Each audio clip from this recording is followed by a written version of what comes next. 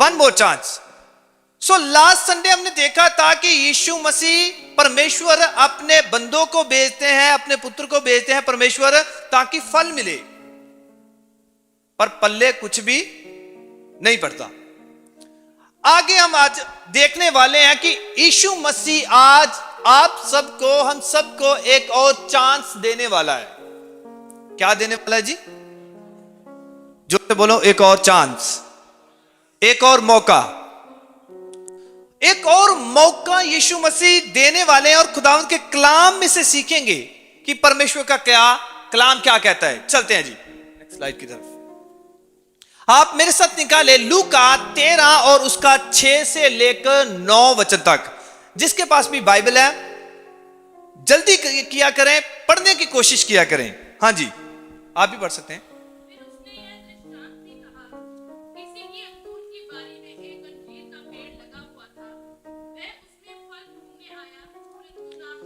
तब उसने बारी के रखवाले से कहा, देख, 3 वर्ष से मैं इस अंजीर के पेड़ में फल ढूंढने आता हूँ, परंतु नहीं पाता।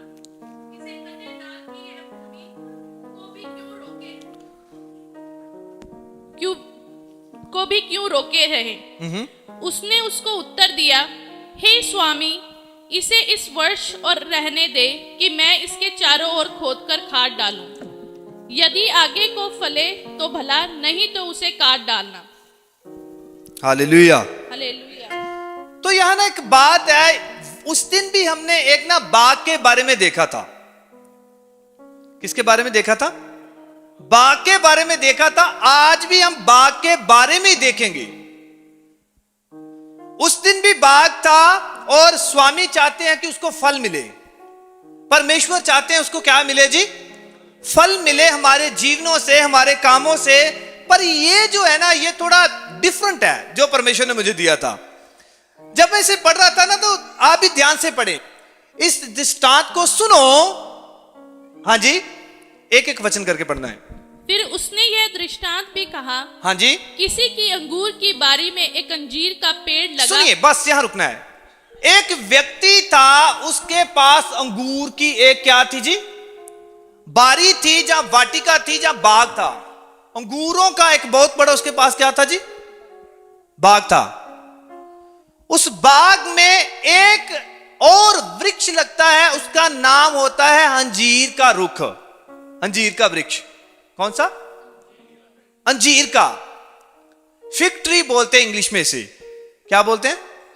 सारा बाग जो है, ये सारा दाग की बारी है, अंगूरों की बारी है। किसकी बारी है जी? सारी अंगूरों का बाग है। पर अंगूरों के बाग में खुदावंद का कलाम कहता है कि एक वृक्ष ऐसे होता है जिसको अंजीर का रुख, जहां वृक्ष कहा जाता है। कितने जी? पूरे बाग में कितने रुख होते हैं जी? रुख एक ही होता है, वृक्ष एक ही होता है। बाकी सारी छोटी छोटी बेलें होती हैं, छोटा छोटा बाग होता है। और खुदावंद का कलाम कहता है कि जब सारे बाग को छोड़कर वहां एक ही वृक्ष होता है जिसके बारे में माली के मालिक को सबसे ज्यादा चिंता होती है। बाग की चिंता नहीं है। समझने की कोशिश करना जो आज मैं समझाने वाला हूं। अगर आज समझते हैं, सच में आपको एक चांस मिलेगा यीशु मसीह के नाम में, और आप नेक्स्ट लेवल पे जा पाएंगे और परमेश्वर को देख पाएंगे, परमेश्वर के मसा को, परमेश्वर के जलाल को। हालेलुया। सो परमेश्वर का कलाम कहता है बाग के बारे में उसे चिंता नहीं है। सारा बाग अच्छा है, अंगूर अच्छे लग रहे हैं, सारा कुछ अच्छा हो रहा है, सब कुछ अच्छा चल रहा है। क्या चल रहा है जी?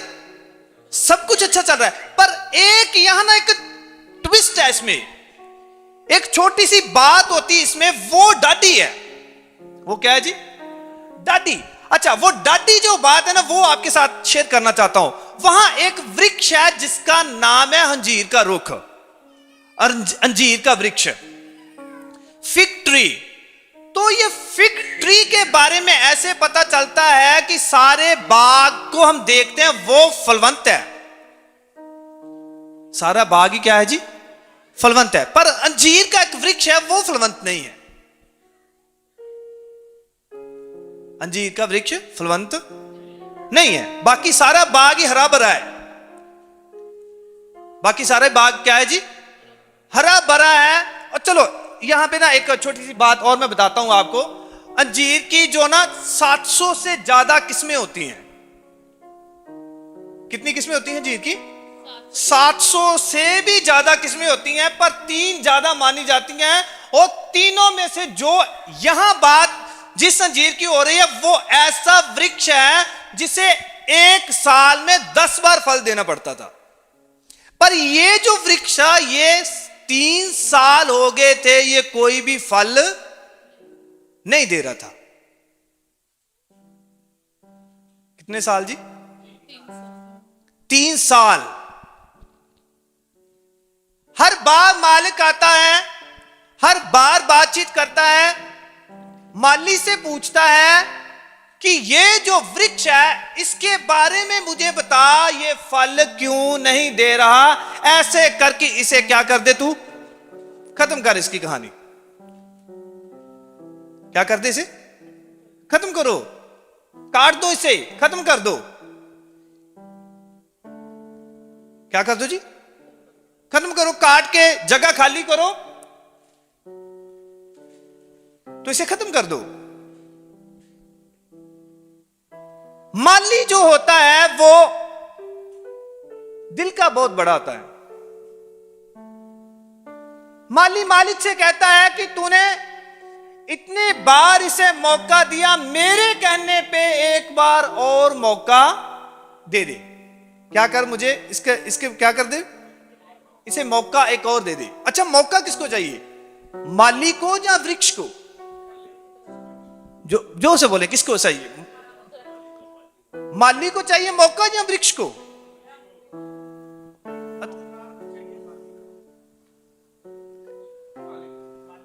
माली को, पेड़ को, हाँ जी, कोई और? दोनों को। अच्छा, मौका असल में चाहिए वृक्ष को। किसको चाहिए जी? वृक्ष को चाहिए, ताकि वो दोबारा से फल दे सके। माली उसके लिए विनती करता है बस। माली क्या करता है?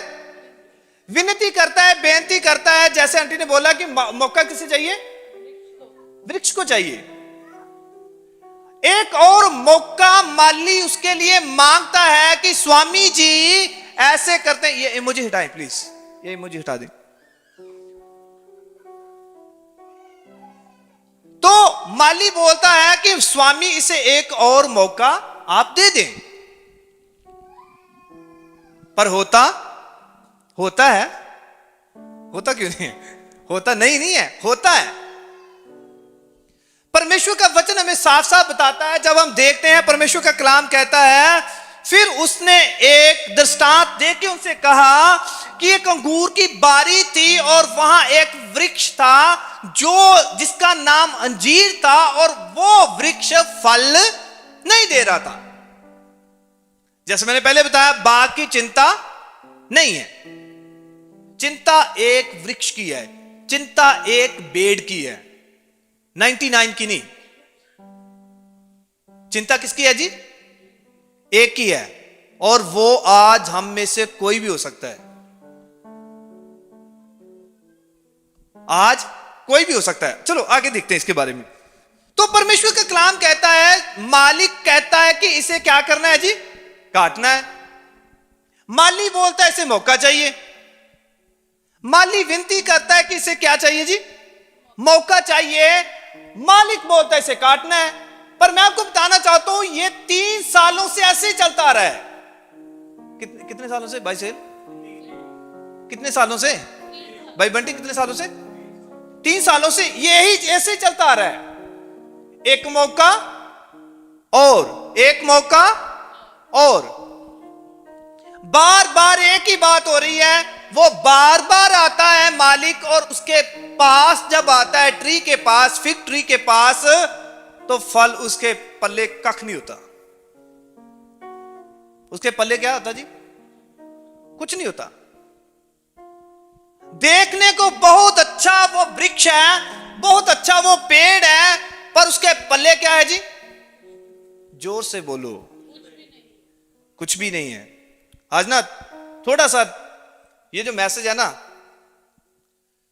जैसे मैंने बताया ना, जिस पे मेरी भी मेहनत लगी है उस पे आपकी भी मेहनत लगेगी इसे समझने के लिए। तो 3 सालों से एक ही बात हो रही है कि स्वामी जी इसे मौका दे दो, स्वामी जी इसे क्या कर दो जी, मौका दे दो।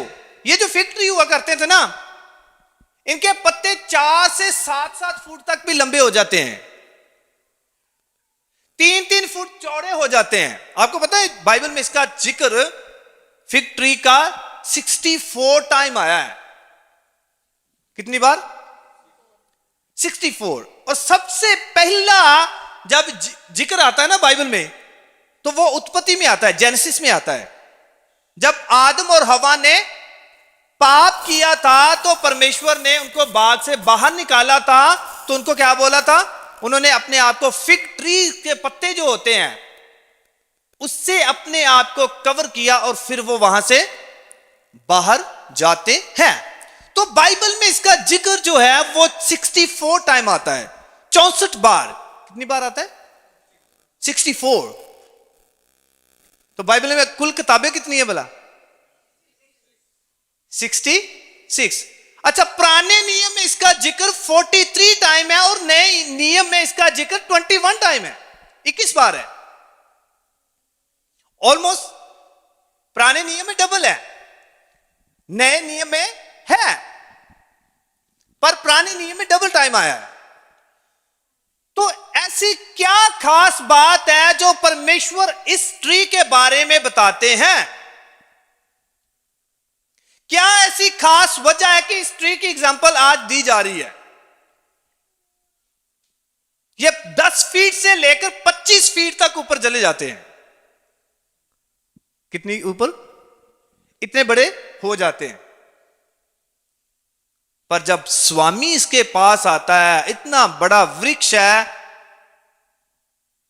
दिखने को बहुत अच्छा लग रहा है, पत्ते बहुत बड़े हैं, जड़ भी बहुत बड़ी है, पर पल्ले, जोर से बोलो, फल नहीं है। परमेश्वर हमारी डेकोरेशन नहीं देख रहा।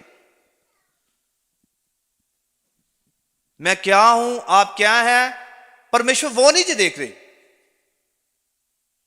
परमेश्वर देख रहे हैं अगर किसी चीज को, तो वो फल को देख रहे हैं। आप क्या हैं, मैं क्या हूं, हमारा लाइफस्टाइल क्या है, उससे परमेश्वर को कुछ फर्क नहीं पड़ता। उसे कुछ भी फर्क नहीं पड़ता। अगर फर्क पड़ता है तो वो इस चीज से पड़ता है कि फल आ रहा है कि नहीं, फल आ रहा है कि। इसमें ना थोड़ा सा गहरा जाना है। और हाँ जी सिस्टर जी, आगे बढ़े। माली क्या बोलता है, सुने। उसने उसको उत्तर दिया, हाँ जी, हे स्वामी, इसे इस वर्ष और रहने दे और मैं अच्छा, माली कहता है कि मालिक जी, स्वामी जी एक काम करें, इसे एक और मौका दे दें। डैडी की एक और मौका दे दें, और इससे मैं क्या करूंगा? हाँ जी पढ़े। मैं इसके चारों ओर खोदकर खाद डालूं। सुनिए, यहां रुके। यहां जो ग्रीक का लफ्ज है वो है कोपरिया। खाद की लफ्ज जो यूज हुआ है वो कोपरिया है। मतलब मैं इसके अंदर से गंद निकाल दूंगा, फिल्दीनेस निकाल दूंगा, और मैं इसे साफ कर दूंगा ताकि इसके अंदर से बदबू निकल के खुशबू आए, ताकि ये फल के लिए तैयार हो जाए।